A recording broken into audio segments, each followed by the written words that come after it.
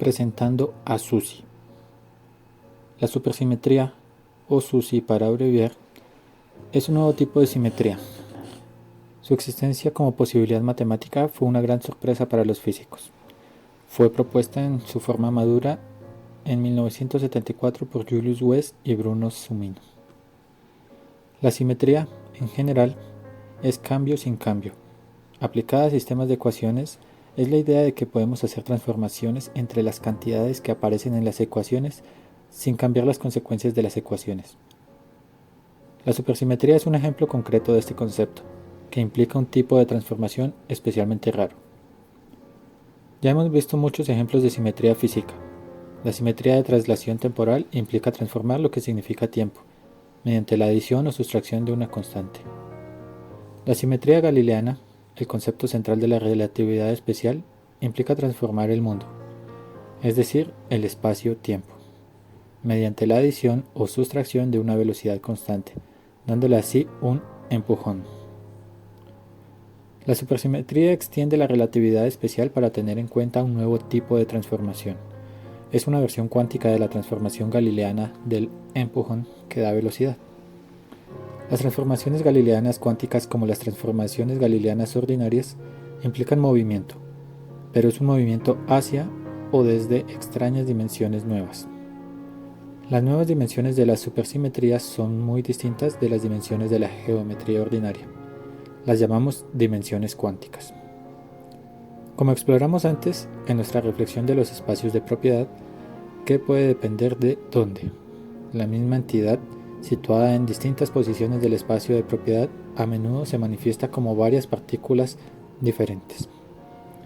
Nosotros, o yendo más al grano, los gluones, bosones débiles y fotones, responden a esa entidad de distintas maneras, según donde estén en el espacio de propiedad. Si te imaginas una partícula moviéndose por un espacio de propiedad, esa partícula se transforma durante el viaje de una clase de partícula en otra clase de partícula. Las dimensiones cuánticas de la supersimetría son también como eso, lo que es nuevo en la naturaleza radical de la transformación que ocurre cuando una partícula se mueve dentro de ellas. La teoría central se divide en dos partes, que hemos llamado sustancia y fuerza, o poéticamente yin y yang. El sector sustancia, compuesto de quarks y leptones, contiene unas partículas que tienen cierta persistencia y textura, unas propiedades que asociamos a la materia terrosa y a la sustancialidad. El concepto técnico preciso que captura lo que todas esas partículas tienen en común es que son fermiones, llamados así en honor de Enrico Fermi. Los fermiones vienen y se van en pares. Como resultado, si tienes uno, no puedes deshacerte de él por completo. Podría convertirse en otro tipo de fermión, o en 3, o en 5, junto a cualquier número de no fermiones, es decir, bosones, como veremos. Pero no se puede disipar en la nada sin dejar ningún rastro. Los fermiones obedecen el principio de exclusión de Pauli. Dicho toscamente, esto significa que a dos fermiones del mismo tipo no les gusta hacer la misma cosa. Los electrones son fermiones, y el principio de exclusión para los electrones tiene un papel crucial en la estructura de la materia. Vimos esto cuando exploramos el mundo exuberante del carbono. El sector fuerza, compuesto de gluones de color, el fotón, los bosones débiles y también la partícula de Higgs y el gravitrón, contiene partículas que tienden a ir y venir con facilidad, o en la jerga a ser emitidas y absorbidas. Y eso ocurre a menudo en haces. El concepto técnico preciso que captura lo que todas esas partículas tienen en común es que son bosones, llamados así en honor a Satyendra Bose. Los bosones se pueden crear o destruir de forma individual. Los bosones obedecen al principio de inclusión de Bose. Hablando toscamente, esto significa que dos bosones del mismo tipo están muy contentos de hacer la misma cosa. Los fotones son bosones y el principio de inclusión para los fotones es lo que posibilita el láser. Cuando se les ofrece la oportunidad, una colección de fotones intentarán hacer todos lo mismo, generando un rayo estrecho de luz espectralmente pura. El contraste entre partículas de sustancia y de fuerza, fermiones y bosones, es muy severo. Supuso una gran imaginación y mucha audacia concebir que podría superarse. Y aún así las dimensiones cuánticas consiguieron eso exactamente. Cuando una partícula de sustancia se mete en una dimensión cuántica, se convierte en una partícula de fuerza. Cuando una partícula de fuerza se mete en una dimensión cuántica, se convierte en una partícula de sustancia. Es una especie de magia matemática a la que no voy a poder hacer justicia aquí, pero describiré brevemente la rareza central, que es bastante divertida. Proyectamos las dimensiones ordinarias sobre números ordinarios, los llamados números reales. Tomamos un punto de referencia, que suele llamarse origen, y marcamos cada punto con un número real, que describe cuánto tienes que moverte para llegar allí desde el origen. Los números reales, en una palabra, son adecuados para medir distancias y para marcar magnitudes continuas. Satisfacen la regla de multiplicación. XY es igual a YX. Las dimensiones cuánticas utilizan un tipo diferente de números, llamados números de Grassmann. Estos satisfacen una ley de multiplicación distinta. XY es igual a menos YX. Ese pequeño signo menos supone una enorme diferencia. En particular, si hacemos x igual a y, obtenemos x al cuadrado igual a menos x al cuadrado. Y por tanto concluimos que x al cuadrado es igual a 0. Esa extraña regla codifica en la interpretación física de las dimensiones cuánticas el principio de exclusión de Pauli. No puedes poner dos cosas en el mismo lugar cuántico. Tras esta preparación estamos listos para conocer a Susi. La supersimetría es la propuesta de que nuestro mundo tiene dimensiones cuánticas y de que existen transformaciones que intercambian las dimensiones ordinarias con las cuánticas, cambio, sin cambiar las leyes de la física, sin cambio. De ser correcta, la supersimetría sería una nueva encarnación profunda de la belleza en el mundo, puesto que las transformaciones de la supersimetría convierten las partículas de sustancia en partículas de fuerza, y viceversa. La supersimetría puede explicar, basándose en la simetría, ¿por qué ninguna de esas cosas puede existir sin la otra? Ambas son la misma cosa, vista desde diferentes perspectivas. La supersimetría reconcilia los supuestos aparentes en el espíritu del yin-yang, del no es erróneo al tal vez correcto. Savas Dimopoulos siempre está entusiasmado por algo. En la primavera de 1981, ese algo era la supersimetría. Savas estaba visitando el nuevo Instituto de Kavli de Física Teórica de Santa Bárbara, al que yo me habría unido hacía poco. Hicimos buenas migas de inmediato. Savas entraba en ebullición con nuevas ideas y a mí me gustaba partirme la cabeza intentando tomarle en serio. La supersimetría era y es una hermosa teoría matemática. El problema para aplicar la supersimetría es que es demasiado buena para este mundo. Predice nuevas partículas, montones de ellas. No hemos visto hasta ahora las partículas que predice. No vemos, por ejemplo, partículas con la misma carga y masa que los electrones, pero que sean bosones en vez de fermiones. Pero la supersimetría demanda que esas partículas existan. Cuando un electrón se mete en una dimensión cuántica, se convierte justo en esa partícula. Basándonos en la experiencia con otras formas de simetría, tenemos una posición de último recurso, llamada ruptura espontánea de la simetría. El último recurso es suponer que las ecuaciones para el objeto de nuestro interés, que en la física fundamental es el mundo en su conjunto, tienen la simetría, pero que sus soluciones estables no la tienen. Un imán ordinario es el ejemplo clásico de este fenómeno. En las ecuaciones básicas que describen un trozo de calamita, piedra magnética, cualquier dirección es equivalente a cualquier otra, pero la piedra forma un imán, y en un imán ya no es cierto que todas las direcciones sean equivalentes. Cada imán tiene una polaridad, y se puede usar para hacer la aguja de una brújula. ¿Cómo puede ser esa direccionalidad coherente con las ecuaciones no direccionales? El punto es que hay fuerzas que tienden a alinear entre sí los espines de los electrones del imán. En respuesta a esas fuerzas, todos los electrones tienen que elegir una dirección común en la que apuntar. Las fuerzas y las ecuaciones que las describen quedarán igual de satisfechas con cualquier dirección elegida, pero hay que hacer una elección. Así que las soluciones estables en las ecuaciones tienen menos simetría que las ecuaciones mismas. La ruptura espontánea de simetría es una estrategia para obtener lo mejor de dos mundos. Si tenemos éxito, podemos aplicar unas ecuaciones bellas, supersimétricas, para describir una realidad menos bella, asimétrica. O deberíamos decir, subsupersimétrica? En concreto, cuando un electrón se mete en la dirección cuántica, su masa cambiará. Si la nueva partícula en que se convierte el llamado selectrón es lo bastante pesado, no supone una sorpresa que no lo hayamos observado. Será una partícula inestable que solo puede existir brevemente tras generarse en un acelerador de muy alta energía. En las fronteras de la ignorancia, las aplicaciones de la ruptura espontánea de simetría implican idear hipótesis creativas.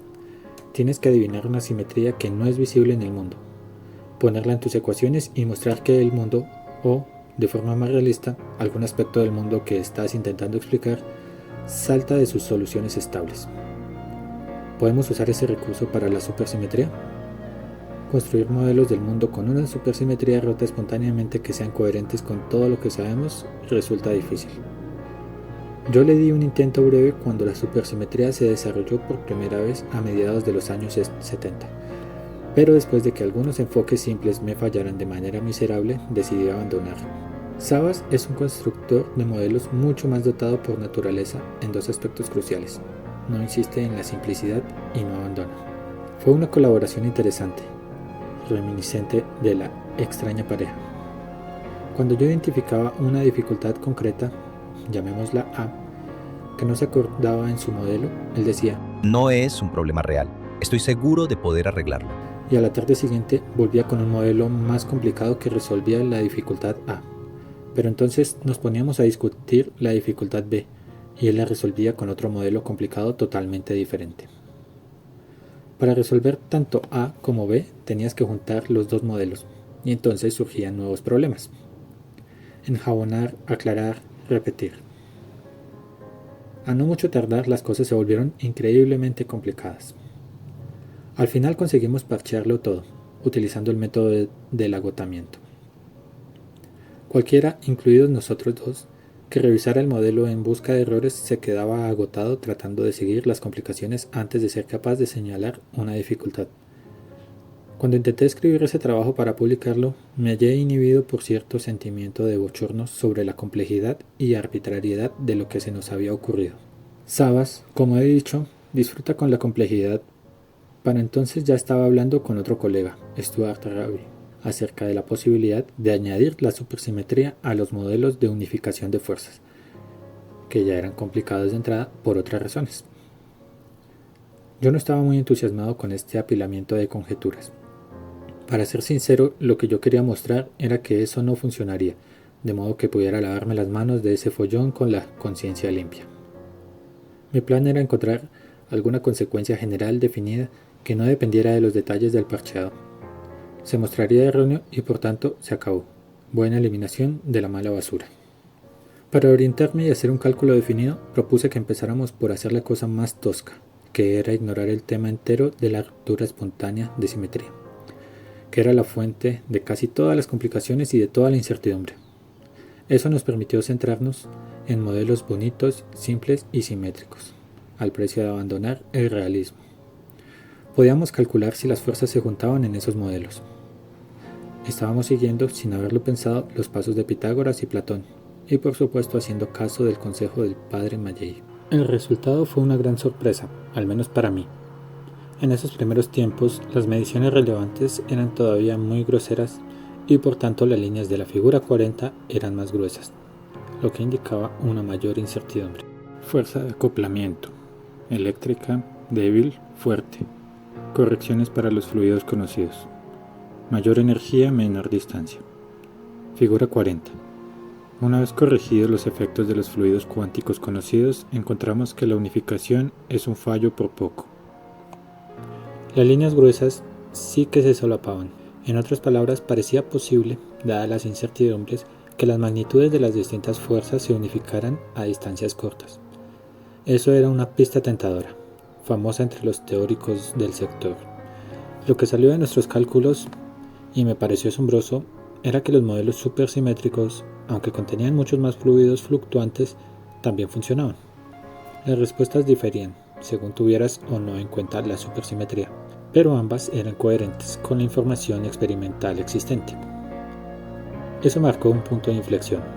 Dejamos a un lado los modelos complicados del tipo no es erróneo que intentaban encajar la realidad en detalle.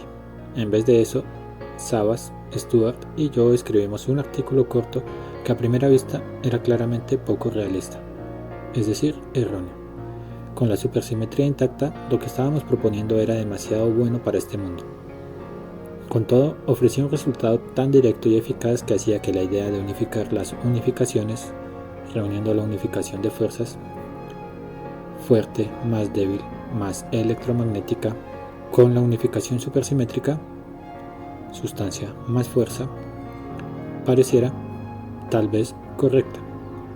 Así que dejamos el problema de cómo se rompe la supersimetría para otro día.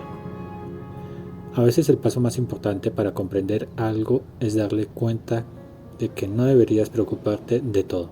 Suele ser mejor estar tal vez en lo cierto acerca de algo que no ser erróneo acerca de todo. La joya de la corona. La figura 41 representa en un gráfico lo que reveló nuestro cálculo. Fuerza de acoplamiento. 1 sobre G1 al cuadrado, eléctrica. 1 sobre G2 al cuadrado, débil. 1 sobre G3 al cuadrado, fuerte. La gravedad encaja también. Mayor energía, menor distancia. Figura 41. Tras añadir los efectos de los nuevos fluidos cuánticos que requiere la supersimetría, ocurre una unificación precisa. La supersimetría introduce nuevas fuentes de actividad en el espacio, nuevos tipos de fluctuaciones cuánticas o partículas virtuales. Tenemos que revisar la figura 40 para incluir también correcciones a sus distorsiones. Por supuesto, utilizaremos la mejor información experimental disponible de modo que nuestras líneas sean lo más finas posibles. Y, cuando hacemos eso, funciona. Las magnitudes de las distintas fuerzas, fuerte, débil y electromagnética, se juntan con una precisión impresionante. Y aún hay más. Hasta ahora hemos dejado la cuarta fuerza, la gravedad, fuera de nuestro tratamiento de la unificación. Ha sido una decisión estratégica. La unificación de las otras tres fuerzas supone un problema mucho más madurado y simple. Las fuerzas fuerte, débil y electromagnética se describen por unas teorías profundamente similares. Cada una es una encarnación de la simetría local de un espacio de propiedad. Y aunque las magnitudes observadas de esas fuerzas difieren, como se indica por la distribución de los puntos de las figuras 40 y 41, no están fuera de proporción de un modo desaforado. De hecho, difieren por menos de un factor 10. La gravedad es diferente en ambos aspectos. La teoría que la gobierna, la teoría de la relatividad general de Einstein, también es una encarnación de la simetría local, como hemos visto, pero la simetría local galileana, es un tipo diferente. Aún más desalentadora es su absurda disparidad de magnitud. La gravedad, cuando actúa entre partículas elementales a energías accesibles, es mucho más débil que las otras fuerzas. Si cada mucho representara un factor 10, necesitaríamos 40 muchos. Y así, en la figura 41 no se ve ningún círculo que represente la fuerza observada de la gravedad, porque ese círculo queda muy fuera del universo visible. Supone unos 27 factores de 10 llegar desde el tamaño de nuestra figura hasta el tamaño del universo visible, y eso aún dejaría 13 sobrantes. Pese a todo, podemos meter también a la gravedad en el juego, y si perseveramos, se nos recompensará. La gravedad responde directamente a la energía, de modo que si la sondeamos con la mente y el lápiz a unas energías cada vez mayores, su fuerza aumenta en proporción. Ese crecimiento de magnitud directo es un efecto mucho más poderoso cuantitativamente que los cambios de magnitud de las otras fuerzas, debido a las fluctuaciones cuánticas. El arco de la figura 41, que representa la inversa de la magnitud de la gravedad, se hunde hacia abajo. Vuelve a entrar en el universo visible y está muy cerca de juntarse con las otras tres fuerzas en el punto en que éstas se reúnen también. Al nivel del acoplamiento de magnitudes, entonces, conseguimos una unificación completa entre las cuatro fuerzas básicas: fuerte, más débil, más electromagnética, más gravedad. Ese logro no representa en sí mismo una teoría completa de unificación. Por ejemplo, tal vez te hayas percatado de que, si continuamos extendiendo las líneas de la figura 41 hacia la derecha, las fuerzas se desunificarían de nuevo. Para las fuerzas fuerte, débil y electromagnética, podemos desarrollar la unificación. No podemos derivar una teoría totalmente única, no hay bastante información para eso, pero las teorías posibles tienen mucho en común. En concreto, todas requieren partículas nuevas y muy pesadas, como los mutatrones que ya hemos mencionado. Las fluctuaciones asociadas a estas partículas que no se incluyen en la figura 41 hacen que los acoplamientos permanezcan una vez que se han encontrado. No tienen mucho efecto antes de eso. Cuando intentamos incluir la gravedad, las incertidumbres son mucho mayores. Uno de los grandes objetivos de la teoría de cuerdas es explicar cómo la gravedad se unifica con las otras fuerzas, pero ese objetivo se ha mostrado elusivo hasta la fecha. Pese a sus limitaciones, esta unificación de fuerzas es un gran resultado. Emerge de la búsqueda de una respuesta a nuestra pregunta bella, ¿y la corona? Confirma con impresionante precisión y exactitud que la belleza en su forma específica de simetría profunda está encarnada en el mundo. ¿O no? Para satisfacer nuestra visión, hemos tenido que apelar a la supersimetría. Como hasta ahora no hay evidencias directas de la supersimetría, esa conjetura es cuestionable. El éxito de nuestro cálculo es, para mí, una fuerte evidencia circunstancial. Por suerte, podemos comprobarlo. Si las nuevas partículas que predice la supersimetría tienen que hacer la tarea que les hemos asignado, no pueden ser demasiado pesadas. Las grandes masas suprimen sus fluctuaciones cuánticas y devolverían la figura 41 al aspecto de la figura 40. El gran colisionador de hadrones debería estar pronto en condiciones de concentrar la suficiente energía para empezar a producir algunas de esas partículas. En los próximos 5 años, apuesto por ello. En la belleza confiamos. En Dios confiamos, los demás pagan en efectivo. Jean Shepherd, título de su libro. En la belleza confiamos cuando hacemos nuestras teorías, pero su valor en efectivo depende de otros factores. La verdad es muy deseable, pero no es el único criterio, ni siquiera el más importante. La mecánica de Newton, centrada en la conservación de la masa, y su teoría de los colores, centrada en la conservación de los tipos espectrales, por ejemplo, no son verdad estrictamente, y sin embargo son unas teorías enormemente valiosas. La fertilidad, la capacidad de una teoría para predecir nuevos fenómenos y darnos poder sobre la naturaleza, es también una gran parte de la ecuación. En el pasado, la confianza en la belleza ha rendido a menudo beneficios. La teoría newtoniana de la gravedad fue desafiada por la órbita de Urano, que no obedecía a sus predicciones. Urbain Le Verrier y también John Couch Adams, creyendo en la belleza de la teoría, se vieron forzados a proponer la existencia de un nuevo planeta, que no se había observado aún, cuya influencia podía ser la responsable de la anomalía. Sus cálculos dijeron a los astrónomos dónde mirar y condujeron al descubrimiento de Neptuno. La gran síntesis de Maxwell, como hemos visto, predijo nuevos colores de la luz invisibles para nuestros ojos y tampoco observados en la época. Confiando en la belleza de la teoría, Hertz produjo y observó las ondas de radio. En tiempos más recientes, Paul Dirac predijo, mediante una ecuación extraña y hermosa, la existencia de las antipartículas, que no se habían observado entonces, pero lo fueron poco después. La teoría central, anclada en la simetría, nos dio los gluones de color, las partículas W y Z, la partícula de Higgs, el quark Charnot y las partículas de la tercera familia, todo ello como predicciones anteriores a su observación. Pero también ha habido fallos. La teoría atómica de Platón y el modelo planetario de Kepler fueron hermosas teorías que, como descripciones de la naturaleza, fallaron estrepitosamente. Otro error fue la teoría atómica de Kelvin, que proponía nudos de actividad en el éter. Los nudos vienen en diferentes formas y no se desatan fácilmente, así que podía parecer que tenían las propiedades adecuadas para hacer átomos. Estos fallos no dejaron de dar frutos. La teoría de Platón inspiró unas investigaciones más profundas de la geometría y la simetría. El modelo de Kepler le inspiró su gran carrera en la astronomía, y el modelo de Kelvin inspiró a Peter Tate a desarrollar la teoría de los nudos matemáticos, que sigue siendo hoy una materia vibrante. Pero como teorías del mundo físico, son erróneas sin remedio. El destino de la supersimetría no está decidido aún. Su descubrimiento, como hemos visto, podría recompensar nuestra confianza en la belleza como una guía hacia la realidad profunda. Hay buenas razones para pensar que el descubrimiento puede ser inminente, y razones hermosas para esperarlo, pero eso no ha ocurrido de momento. Veremos. Una doble bendición. Según la historia del incrédulo Tomás, el apóstol Tomás era escéptico acerca de la resurrección de Cristo y rehusaba creer en ello mientras no hubiera evidencias. Mientras no vea en sus manos las heridas de los clavos, y ponga mi dedo en las heridas de los clavos, y le meta la mano en la llaga del costado, no he de creer. Cuando Jesús se apareció a Tomás, le permitió examinar sus heridas, y Tomás creyó.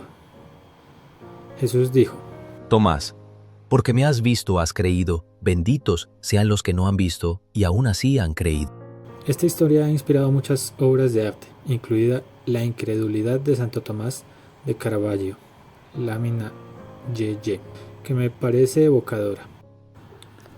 Lámina YY, La incredulidad de Santo Tomás de Caravaggio. Tomás es un indagador embelesado y se le anima al examen. Para mí, el cuadro de Caravaggio transmite dos mensajes profundos que van más allá del texto evangélico. Se puede ver, en primer lugar, que Jesús no se resiste al examen inquisitivo de Tomás, sino que más bien lo acepta gustoso. Y se puede ver que Tomás está fascinado y emocionado al descubrir que la realidad corresponde a sus esperanzas más profundas. El incrédulo Tomás es un héroe y un hombre feliz. Los que creen sin ver son bendecidos con el gozo de la certeza, pero la suya es una frágil certeza y una alegría vacía. Aquellos cuya fe no es pasiva, sino que se compromete con la realidad, recibirán una segunda bendición más gratificante por la armonía entre creencia y experiencia. Benditos sean los que creen lo que ven. La unificación de las fuerzas y la unificación de fuerza y sustancia son unos programas teóricos que ya están muy avanzados. Como hemos visto, han alcanzado un poder explicativo significativo y proponen unos efectos esencialmente nuevos que son accesibles mediante experimentos concretos y factibles. Unas propuestas que se está sometiendo a prueba ahora mismo. Hay otras dos unificaciones en la física fundamental que yo creo que serían sumamente deseables, pero donde las ideas existentes están menos maduras. Una es la unificación de nuestra descripción de la materia y de la información. La primera se basa, a muy grandes e imprecisos rasgos, en las ecuaciones que describen los flujos de energía y carga. Esas ecuaciones se obtienen formalmente manipulando una cantidad llamada acción. La acción tiene algunas conexiones interesantes con la entropía, y la entropía tiene unas conexiones estrechas con la información, de modo que la posibilidad de una teoría unificada es tentadora.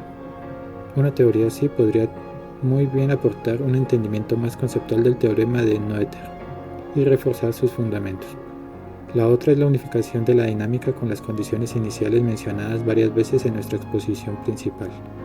En las fronteras de la física, pero importante en cualquier discusión sobre la unificación final, está lo que Francis Crick llamó la hipótesis asombrosa, que la conciencia, conocida también comúnmente, es una propiedad emergente de la materia. A medida que progresa la neurociencia molecular sin encontrar líneas divisorias y que los ordenadores reproducen cada vez más comportamientos que llamamos inteligencia en los humanos, esa hipótesis parece inevitable, pero la clave concreta de su funcionamiento sigue resultando oscura, por decirlo menos.